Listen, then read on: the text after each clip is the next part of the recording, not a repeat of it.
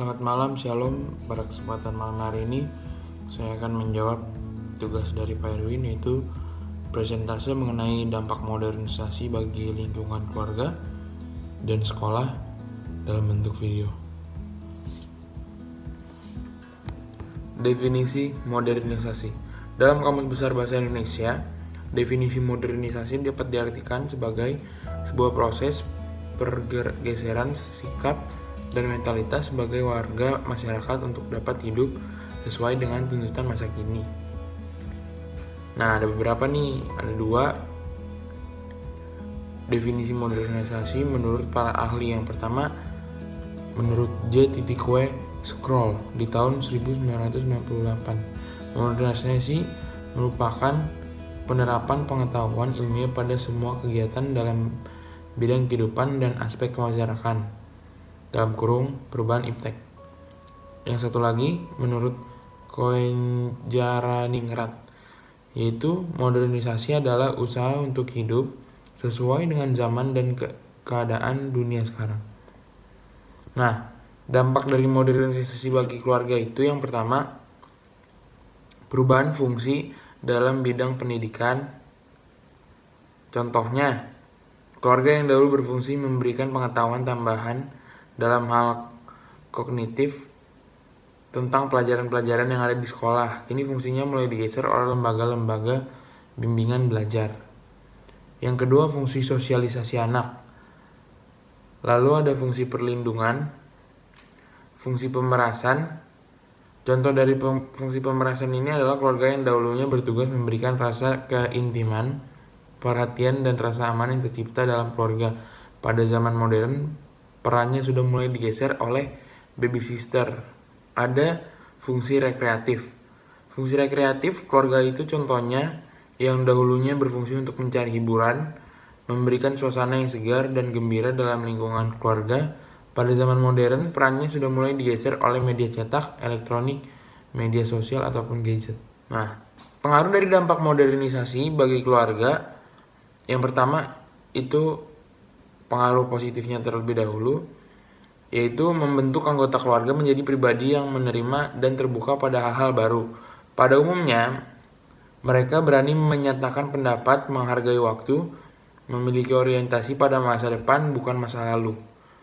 Sisi negatifnya dari dampak modernisasi bagi keluarga, yaitu membentuk seseorang untuk memiliki kecenderungan berpikir dan bersikap pragmatis, terlalu menggantungkan diri pada alat-alat modern, bahkan modernisasi dianggap Allah atau Tuhan. Di dalam kehidupan remaja dapat terlihat meningkatnya kenakalan remaja, meningkatnya perilaku menyimpang pada remaja dan juga orang tua. Nah, setelah tadi ada dampak positif dan negatif dari modernisasi di dalam lingkungan keluarga, kali ini saya akan menjelaskan modernisasi di dalam lingkungan sekolah.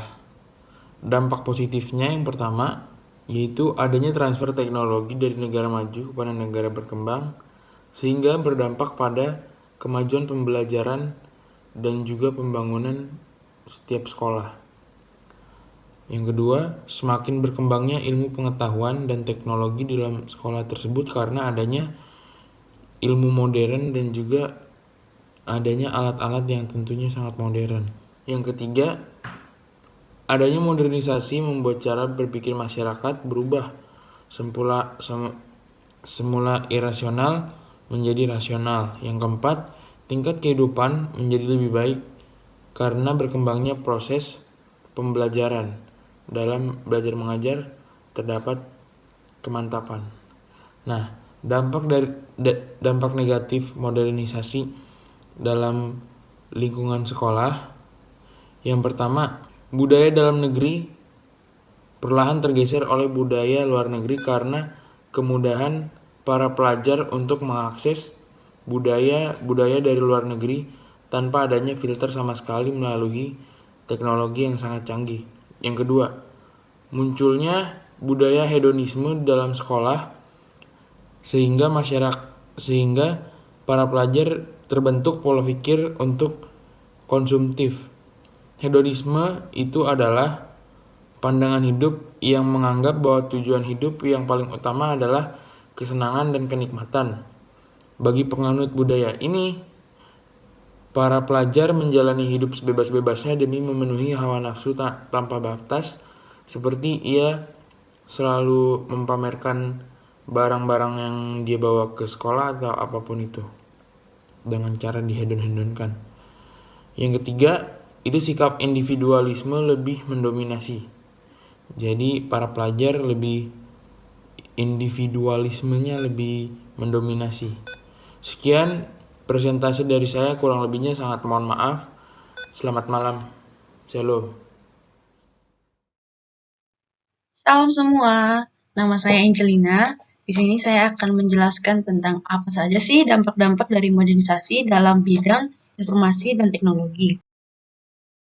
Sebelum kita masuk ke dampak-dampaknya, kita harus tahu nih apa sih modernisasi itu.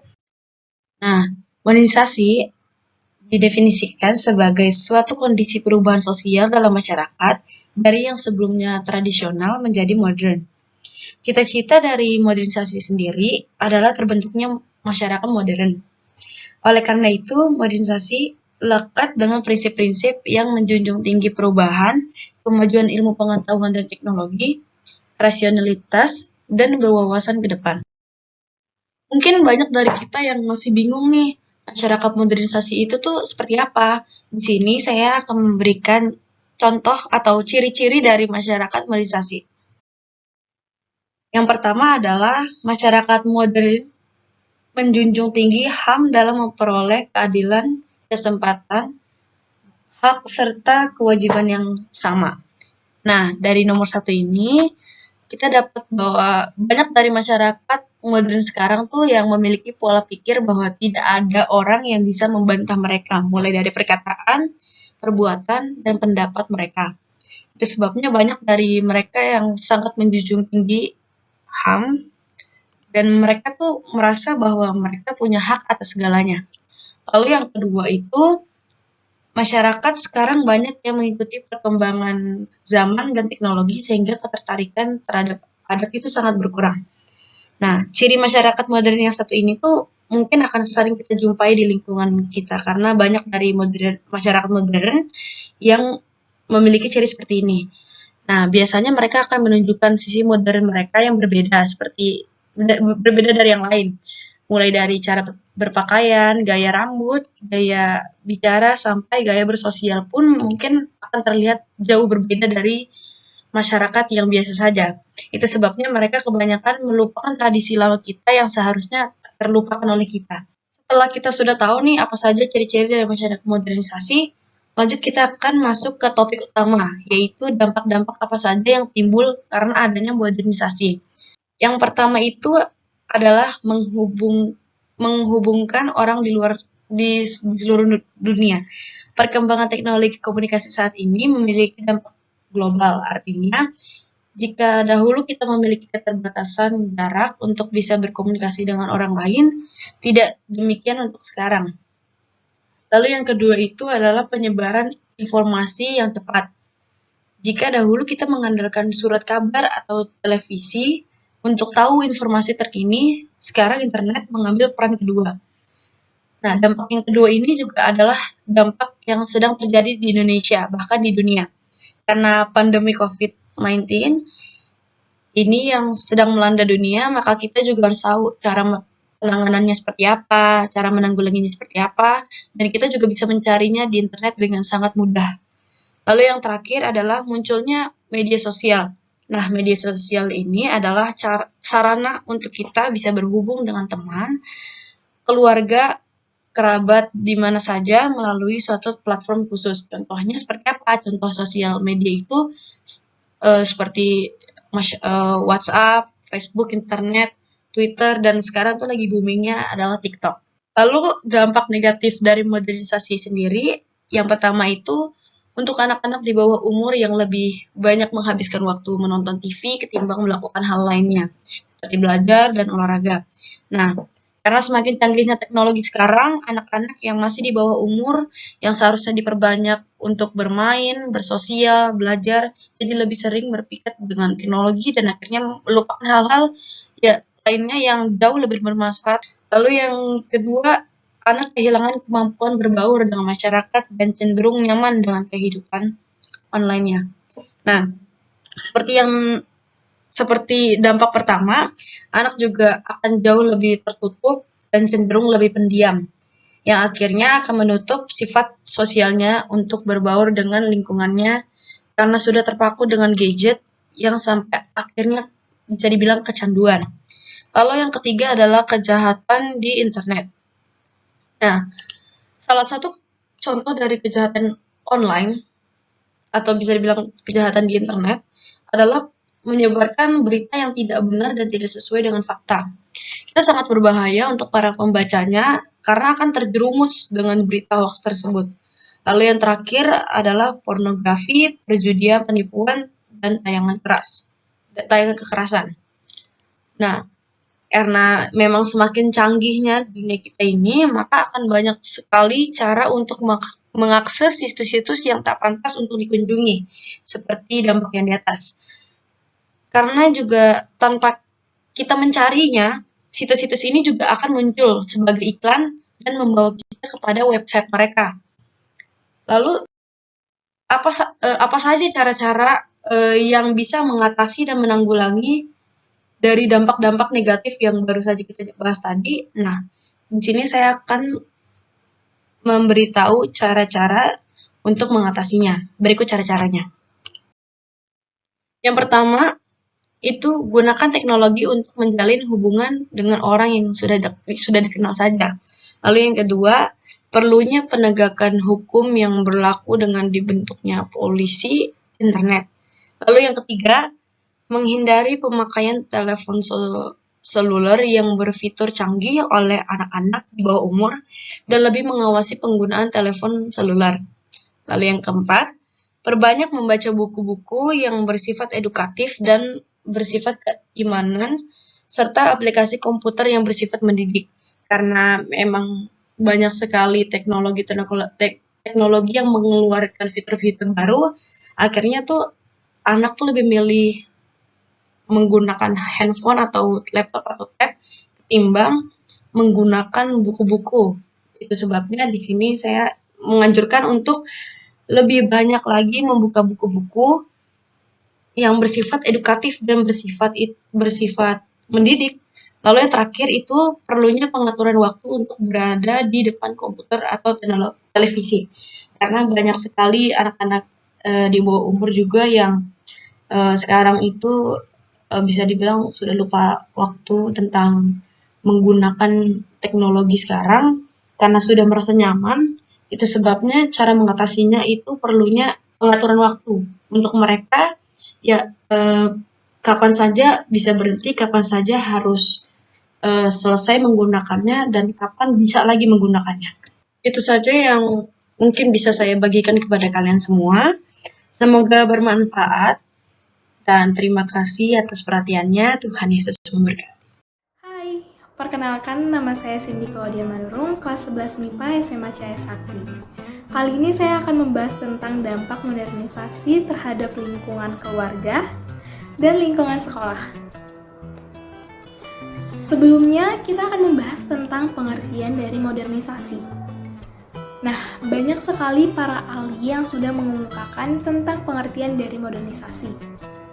Dan di Kamus Besar Bahasa Indonesia juga terdapat pengertian modernisasi sebagai berikut.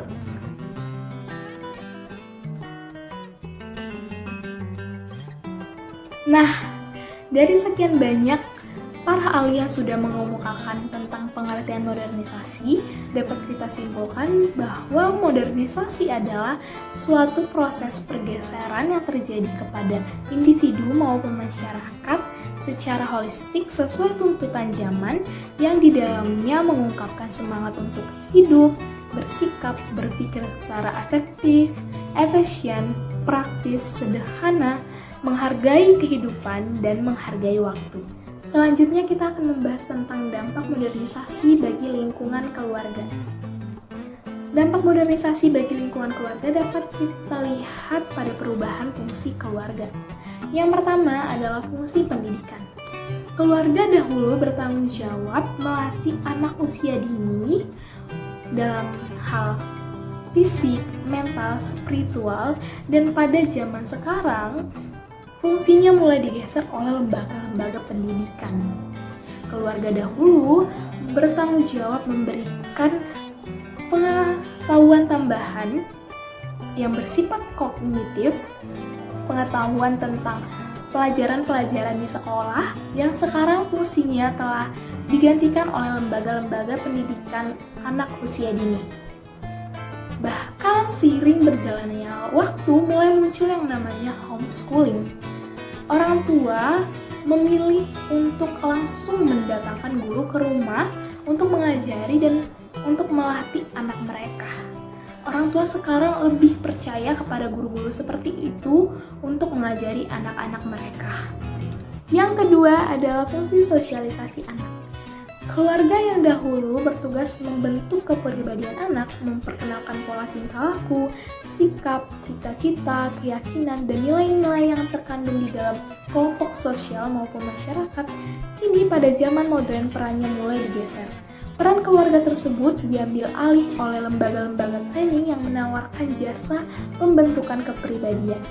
Contohnya adalah lembaga-lembaga konseling psikologis, yang dimana mereka menawarkan jasa untuk mengetahui bakat ataupun kepribadian seorang anak melalui tes psikologis.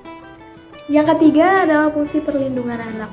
Keluarga yang dahulunya bertugas memberikan tempat yang nyaman bagi anggota keluarga dan memberikan perlindungan secara ekonomi, fisik, maupun psikologis bagi seluruh anggota keluarga, pada zaman modern fungsinya mulai digeser dan digantikan oleh lembaga-lembaga yang menawarkan jasa-jasa asuransi.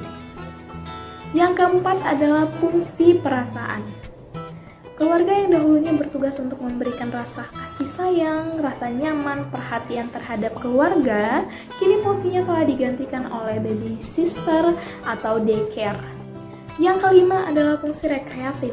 Keluarga dahulu bertugas mencari hiburan, memberikan suasana yang segar dan gembira terhadap keluarga, kini fungsinya digantikan oleh media massa, media cetak, media elektronik, ataupun media sosial.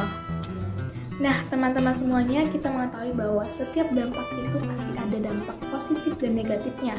Nah, sekarang kita akan mengetahui dampak negatif dan positif dari dampak modernisasi ini terhadap keluarga sebagai berikut.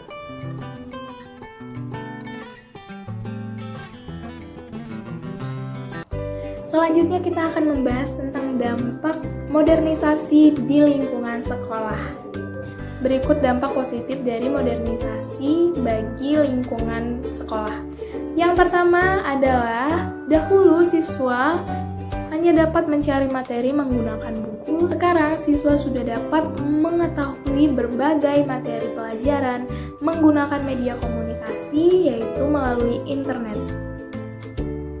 Yang kedua, dahulu ujian nasional masih menggunakan kertas. Sekarang, ujian nasional sudah menggunakan komputer ataupun laptop. Yang ketiga, proses belajar mengajar dahulu masih menggunakan papan tulis seperti berikut ini. Sekarang, proses mengajar sudah dibantu oleh alat proyektor. Keempat, dulu dalam melakukan kegiatan kelompok kita harus bertemu dengan teman kita secara langsung. Sekarang, untuk melakukan kegiatan belajar kelompok dapat dilakukan melalui grup chat. Terakhir, dampaknya dapat kita lihat pada masa sekarang ini, yaitu pada masa pandemi COVID-19, di mana perkembangan teknologi komunikasi yang semakin cepat, yaitu memberikan fitur-fitur pembelajaran melalui internet yang membantu para lembaga-lembaga pendidikan ataupun lembaga-lembaga pengajar dapat tetap mengajar jarak jauh ataupun secara virtual, di mana para siswa dapat belajar dari rumah mereka masing-masing dan juga guru-guru dapat mengajar dari rumah mereka masing-masing ataupun dari sekolah dengan tatap muka, dan semua tugas-tugas sekolah ataupun kegiatan-kegiatan sekolah dapat dilakukan secara virtual. Selanjutnya, selain dampak positif, ada juga dampak negatif modernisasi bagi lingkungan sekolah. Yang pertama adalah menurunnya moral siswa. Karena tadi adanya pembelajaran virtual yang tidak tatap muka secara langsung, jadi guru tidak dapat berinteraksi langsung kepada siswa. Nah, guru tidak dapat mengetahui bagaimana siswa itu pada saat proses belajar virtual, karena kadangkala siswa tidak memperhatikan dan tidak mendengarkan apa yang gurunya jelaskan. Kadang-kadang banyak siswa yang bermain-main, tidak mengikuti pembelajaran dengan sungguh-sungguh. Yang kedua adalah munculnya tradisi serba cepat dan serba instan, di mana kemudahan yang disajikan oleh media komunikasi ataupun teknologi komunikasi yang membuat orang-orang mudah mendapatkan informasi dari belahan dunia dengan cepat dan sangat lengkap, membuat orang-orang menjadi tergantung kepada teknologi komunikasi. Hal ini tidak baik khususnya bagi para pelajar, di mana mereka yang selalu mencari tugas-tugas dari internet tidak mau lagi mencari dari buku-buku lain dan tidak mau lagi berpikir, sehingga para siswa pun menjadi malas dan sangat tergantung kepada media komunikasi tersebut. Ini tidak baik bagi pendidikan siswa di Indonesia maupun di luar negeri. Yang ketiga adalah tergerusnya kebudayaan lokal. Pada saat ini banyak remaja-remaja dan pemuda-pemuda yang meniru gaya hidup masyarakat kebarat-baratan, dan masih banyak lagi dampak buruknya. Nah, teman-teman, sekarang yang menjadi pertanyaannya adalah bagaimana kita sebagai remaja Kristen dalam menyikapi dampak modernisasi di lingkungan keluarga dan di lingkungan sekolah. Pastinya kita sebagai remaja Kristen sebisa mungkin harus memanfaatkan dampak positif dari modernisasi dan menjauhi dampak negatif dari modernisasi. Kita sebagai remaja Kristen harus bertanggung jawab terhadap diri kita sendiri dan terhadap lingkungan keluarga, juga lingkungan sekolah kita. Sekian pembahasan tentang dampak modernisasi di lingkungan keluarga dan di lingkungan sekolah. Saya ucapkan terima kasih. Shalom, nama saya Kylie Angelika dari kelas 11 MIPA akan membuat video pelajaran agama, yaitu tentang dampak positif dan dampak negatif dari modernisasi, khususnya dalam bidang teknologi dan informasi, bagi lingkungan keluarga dan bagi lingkungan pendidikan. Bagi lingkungan keluarga, 1. Memiliki gaya hidup serba instan, misalnya memesan makanan melalui aplikasi GoFood atau GrabFood. 2. Memanfaatkan teknologi dan informasi untuk mencari tahu informasi terkini, misalnya tentang politik, keadaan di saat pandemi ini, fashion saat ini, dan lain-lain. 3. Untuk komunikasi, misalnya untuk menghubungi sesama anggota keluarga, untuk menanyakan kabar atau memberi kabar. Contoh, seorang ibu menanyakan kabar anaknya mengapa belum pulang di saat malam sudah tiba, atau untuk menghubungi keluarga jauh, apalagi di saat pandemi gini, kita nggak bisa kumpul sama keluarga besar gitu. Jadi cara yang kita lakukan yaitu melalui video call atau Zoom meeting. Pertama, banyak hoax atau berita tidak benar yang cepat atau gampang menyebar melalui media sosial. Kedua, malas memasak makanan untuk anggota keluarga karena berpikir ada aplikasi untuk memesan makanan. Ketiga, kurangnya keharmonisan di dalam keluarga karena semua anggota keluarga sibuk bermain HP. Jadi, komunikasi di dalam keluarga itu berkurang. Selanjutnya, bagi lingkungan pendidikan. Yang pertama, informasi untuk mengakses tujuan pendidikan lebih cepat dan lebih mudah. Misalnya, mencari materi pelajaran dari e-book untuk mengajar. Kedua, di saat pandemi seperti ini, sistem pelajaran dengan cara tatap muka secara langsung tidak dapat dilakukan, sehingga dilakukan pembelajaran jarak jauh atau PJJ, yaitu dengan melakukan Google Meet atau Zoom Meeting. 3. Memanfaatkan teknologi untuk mengerjakan tugas sekolah atau mencari materi pelajaran yang tidak kita mengerti. Pertama, terjadinya kecurangan di saat ulangan, apalagi di saat pandemi seperti ini. Ulangan dilakukan secara online, sehingga terjadi banyak kecurangan karena mencari jawaban di Google. Yang kedua, di saat pembelajaran jarak jauh atau PJJ, banyak siswa yang tidak mendengarkan guru saat guru menerangkan. Mereka lebih memilih tidur atau membuka aplikasi lainnya seperti bermain game atau membuka sosial media. Ketiga, guru menjadi malas mengajar sehingga hanya mencari materi video di YouTube atau membuat video pembelajaran saja.